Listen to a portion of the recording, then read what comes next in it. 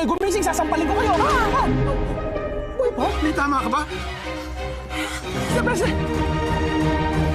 Tuluyan nang nawala ng malay ang attorney na tumawag kay Renato Hipolito upang ipaalam na nasa kanilang tahanan sina Oscar Hidalgo kasama si Ambo at si Elizabeth. Bunga ito ng mga tinamong suntok mula kay Oscar maging kay Ambo. Kasabay ang mabilis na paglisan nila sa nasabing lugar dahil sa alam nila na paparating na si Renato Hipolito kasama ang mga tauhan nito. Mula sa mga kaganapang ito, tuluyan na ba talaga na makakatakas itong sina Oscar Hidalgo, Ambo at si Aling Elizabeth sa kamay ni Renato Hipolito?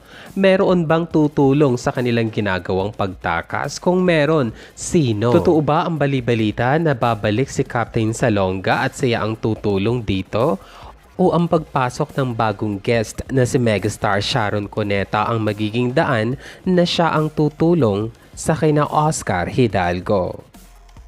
Ito nga ang kumakalat na balita ngayon na di umano nga ay magiging guest si megastar Sharon Cuneta para sa ika-6 na taong anibersaryo ng Ang Probinsyano.